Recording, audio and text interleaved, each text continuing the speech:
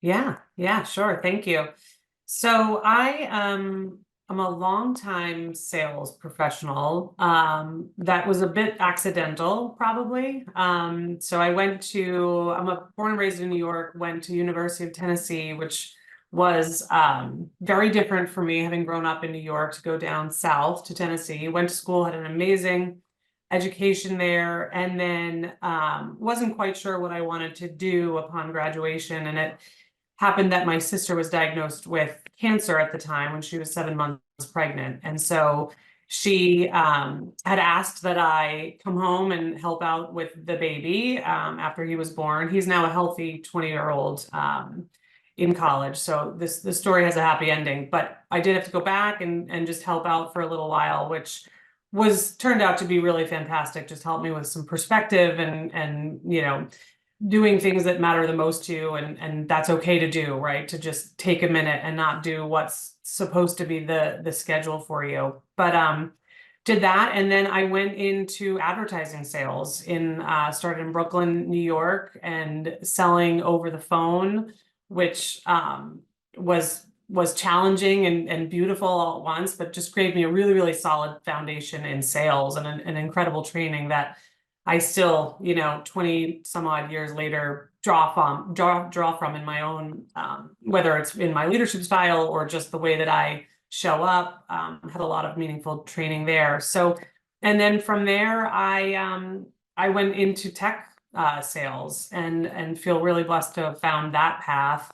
And worked at a company called NetApp for about 13 years in a variety of roles, both in marketing and channel and in sales leadership. So had a great run there. And then found my way to Elastic about 3 years ago. It's coming up on my 3-year anniversary to lead a team of amazing professionals here. And I have, this incredible job that I get to talk to customers and understand what challenges they have, how we can help, and again, work with amazing people on my team as well. So that's kind of I do also have 4 children that I had during all of that time. So, as much as I value my career, I value my family as well, and feel really proud to have been, a woman in sales that was able to do maternity leave and have a family at the same time as having a great career. So that's my short history. Yeah, wow. Thank you so much for sharing that so openly. And it's so important to hear about the real things that are going on with people, right? Because we never know what's going on the other end. And Absolutely. giving people that grace and that space to make the choices that if they say they need some time off, it's probably for a good reason, right? Absolutely. Yeah. Absolutely. So how do you let's talk about we're going to be talking about this concept of inclusive sales culture, Mhm. and I'm curious if that's different than having a diverse team. Yeah, I mean, I think having a diverse culture is the foundation, right? I mean, it's really everything. And I think that for me, when I before I even understood the meaning of a diverse culture, I found myself in a spot where that existed. Elastic, I intentionally chose to come to this company because of the culture. And we have so many ways to foster that and to attract diverse humans, right, to the team. And that was a big draw for me to come here. In fact, me as a woman in sales,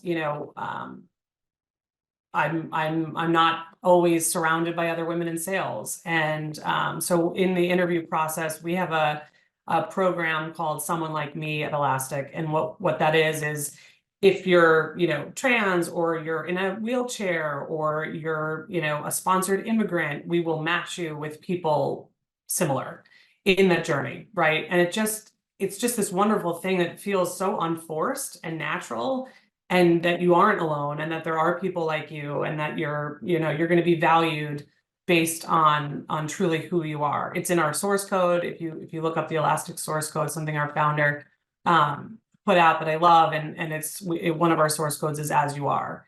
And that's truly what we believe. You show up. And I think from building a sales culture, our customers are different, right? Our customers are diverse. And if we can show up as a diverse, match to that, then we're going to be better partners to them. And I think that's really important for me as a sales leader, is first of all, treating people as humans first, and understanding their why, right? What makes them tick in sales. It's not always, we want to be the most successful and we want to make a lot of money.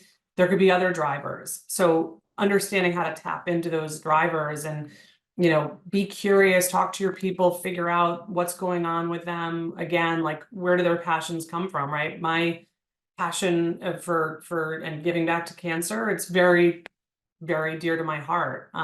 New mothers coming in back into the workforce, or new fathers, right? I come from a household where we are truly partners in our journey. Just understanding that, right?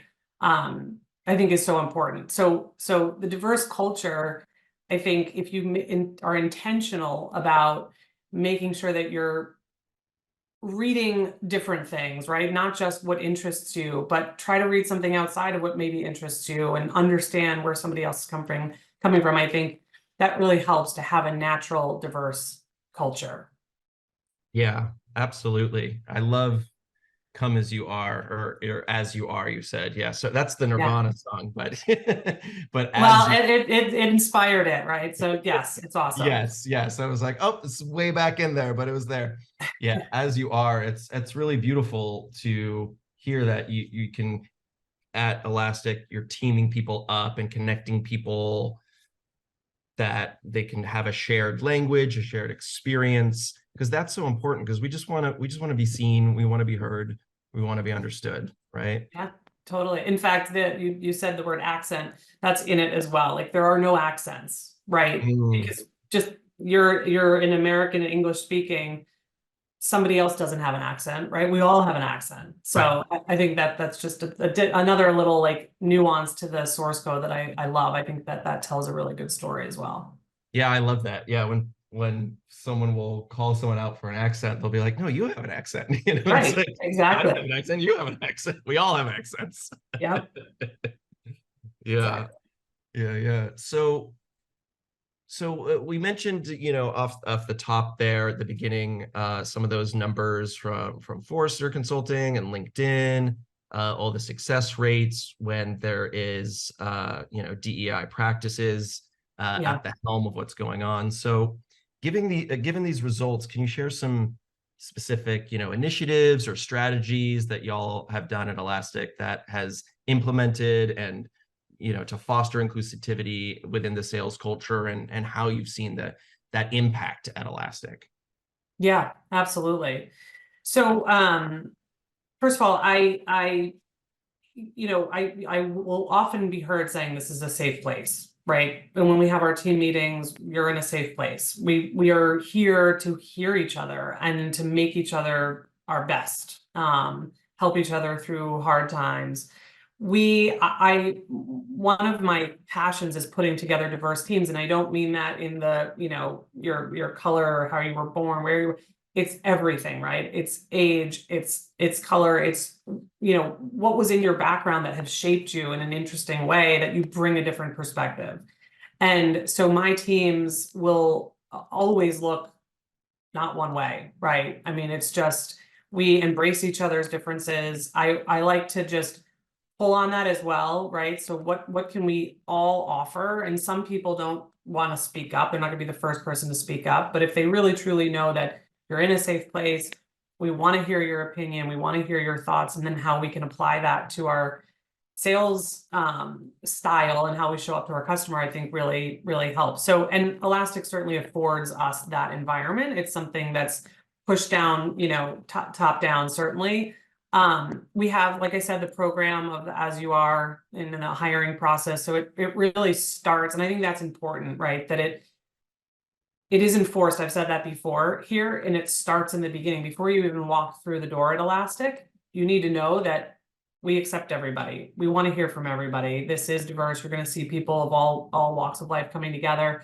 We also have a program for SkillBridge where we help veterans coming out of their military career, which I think is huge and really helpful. That's another kind of perspective. And so just having programs in place at Elastic that are there for us to then as leaders go and tap into, I think really helps. Because again, if we show up in a way where we have different perspective and we're open, we're going to be matched with our customers who are really the same, hopefully, as well. Mhm.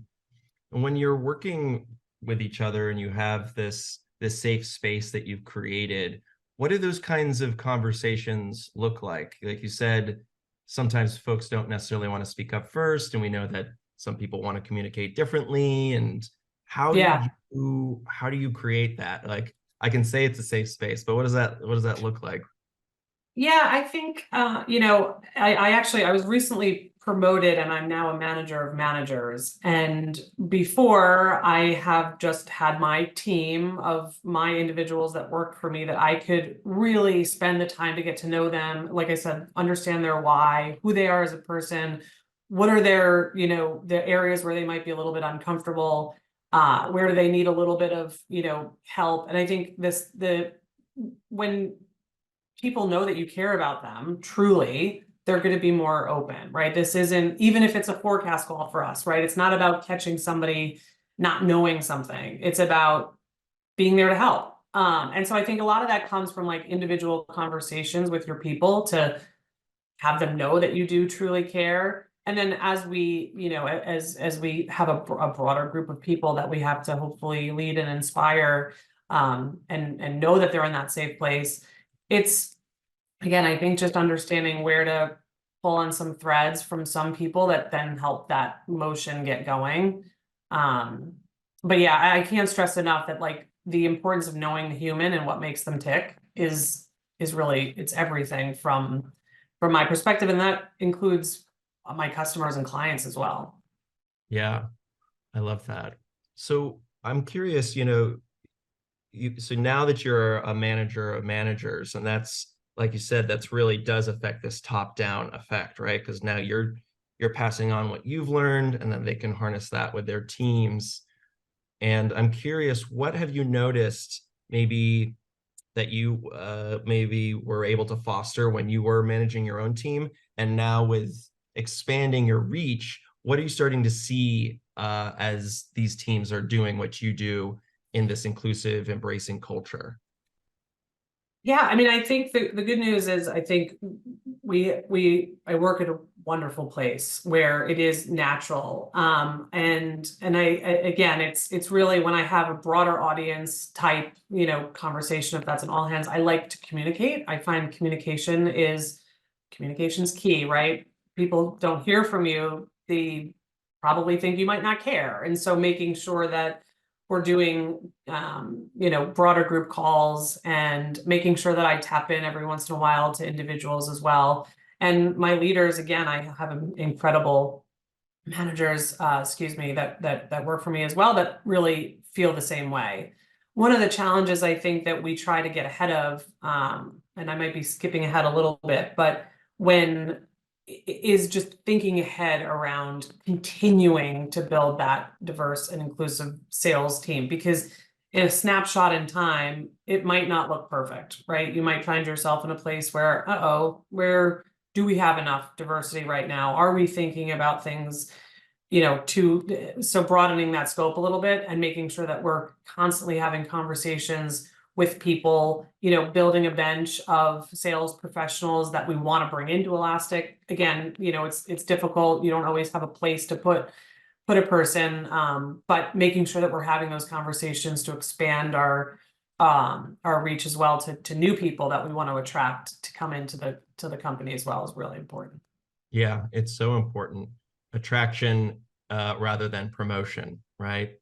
Absolutely. Yes. I love that.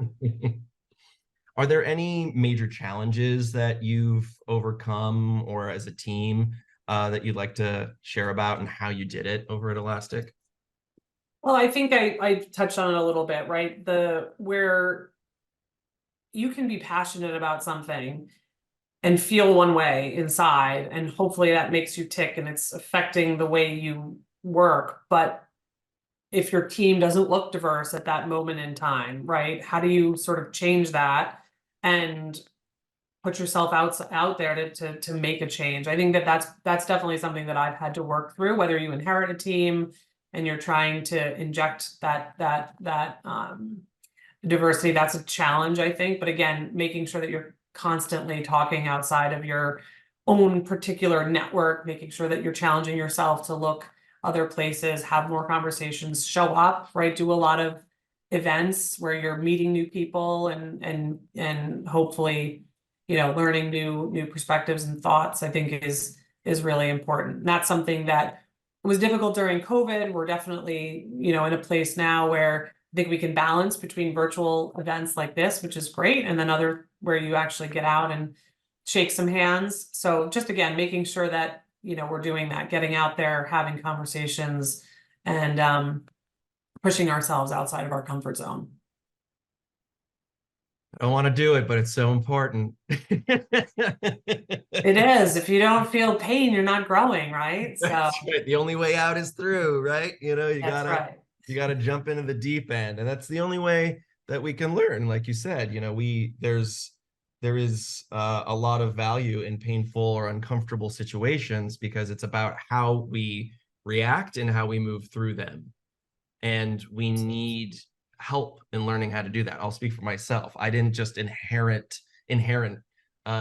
have all of these skills, and it's a continual work in progress. I inherited maybe some not helpful habits, and then it's about, well, yeah, and you don't have to. I don't have to continue to operate that way. I can do the research. I can ask for help. Bogey's having a good time over there as well. He was just like doing a your He's scratch. got a very tough life. Very tough life. I know. Mine's asleep on the bed too. It's so hard. And Yeah. we got to learn. And I think what I'm really loving about this conversation is how y'all are doing it together, right? And how you can support each other in those ways. Yeah. Yeah. Exactly. There's when you think about a weakness or an area for improvement, I hate to even call it a weakness, right? But just being open about that and saying, I mean, certainly as a leader, I look for that, right? There are areas that I'm not the strongest, but if I can find somebody that has those skills, we work together, we share ideas, then, that's the way through. I think, again, going back to it's a safe place, the curiosity aspect and really enjoying learning more about people helps us, because then we can be much more open about talking about our weaknesses. What don't we like? Even in sales, believe me, when I started my sales career, the first thing I had to do was memorize a pitch and scream it across the sales floor to somebody else. And I remember thinking, like, I would never do that. What? Why would I? When would I ever do that with a customer? And that wasn't the point, right?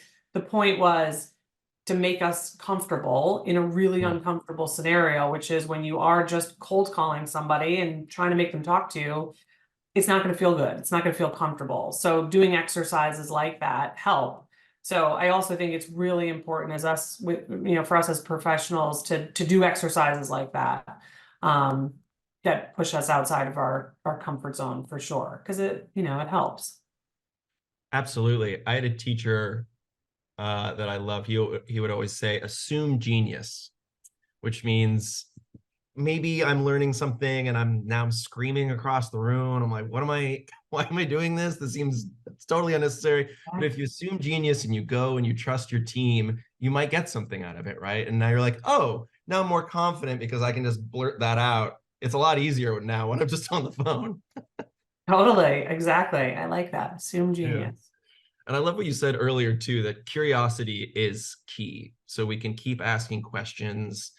And I love how you were talking about with your safe space that you can talk about, oh, maybe this is something I need improvement on. And something I've also noticed when getting feedback in that way is sometimes I might have skills that are really helpful in one area, but they are not helpful in a different area, right? Like maybe I'm a good leader, but if I'm micromanaging, that's not helpful anymore. Yeah. Yeah, Yeah. And exactly. and learning how to do that with your teammates, right? Totally. And that feedback is so important. It's and understanding how your people want to get feedback and give it is also really important. And then I think it all ties to curiosity. Um, and again, that helps with it just innately helps to foster this more inclusive environment Hmm. because people know that you care. Yeah. So for all of the executives listening in and they're looking to drive similar change in their organizations, what tips, what direction would you point them in? I would say, again, be curious, right? So hopefully if you're hearing something, maybe you don't have a program against supporting people coming out of their military career. It takes hiring one person, right? We hired this person, Jesse Sladek. He's amazing, ex-military or retired military. He's coming in and building out this whole program. Starts with a person, right? And I think so again, being curious, talking to different people, how can you implement a program that starts with you and starts small? We can't always boil the ocean if you're in a large corporate, environment where you're trying to make a shift in the culture. Start it today yourself and start it small and it will really grow and leverage your HR business partners. I do that all the time. I have my HR business partner that I found myself in a scenario where I had two candidates that I could hire. And she helped coach me through making a good decision. So leveraging your resources, being curious, know that you actually do have the power to set a culture. And if you're in a position where you're trying to shift towards an inclusive culture, or I'm in a place where it is inclusive, diverse, beautiful, but it's up to us to continue that, right? It can change. So yeah, leverage your resources, be curious, and keep it going. Yeah. And it's important, like you said, keep it going is to foster that what you have. You Yeah, can't take it for granted because if people stop feeling like they're respected or being heard, they can leave. They can just go. And then here you are with maybe a totally. drastically less diverse team. Yeah, exactly. And fleshing that out too, and that goes back to the safe place, but making people really truly believe that they have a place to voice how they feel. If they're Mhm. feeling negative, if somebody said something wrong, if I said something wrong, tell me, let's communicate because it all starts with communication. So, Yeah, because no one, resentments and the fear of repercussions don't get us very far. It just, leads us to more sticky yeah, situations. yeah, exactly. Absolutely.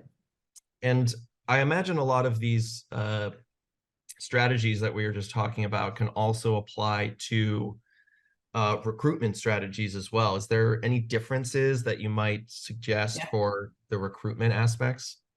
Yeah, this is near and dear to my heart because I have built a lot of teams and it is not easy, but it is path of least resistance sometimes to just pull from your own network.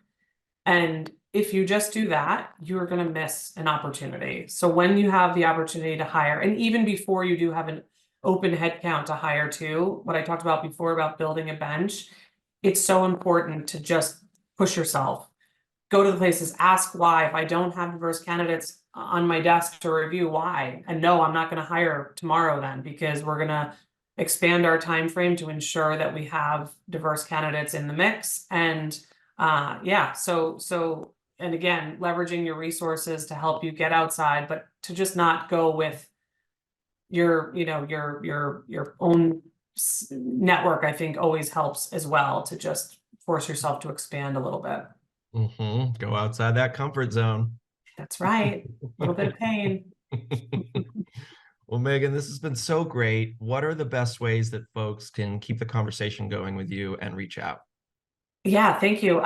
This was so fun. I appreciate it. You're I so lovely appreciate to you. talk to. Oh, And I love thank your you. background also. You look fabulous in New York. So, Oh, thank you. I'm very lucky because my boyfriend, partner of many years now, he's a designer and I have um, strong opinions. So they come together quite nicely. I love that. Well, you're very lucky. From what I can see, I'm- he's a fabulous designer. So Oh, thank you very much. Thank you very much. And Bogey's a very lucky pup. thank you. He's all good. Yeah, so just to reach me, LinkedIn is great. It's easy. And also my email address is easy at Elastic. It's just megan@elastic.co. But LinkedIn is probably the best place. So, and I encourage people to reach out because again, I want to hear from you and talk and expand my perspective and network. So There thank we you for go. the That's time. why we're here. I love it. Cool. All right. Thanks, All Megan. Have a right. good rest of your day. You too. Bye-bye.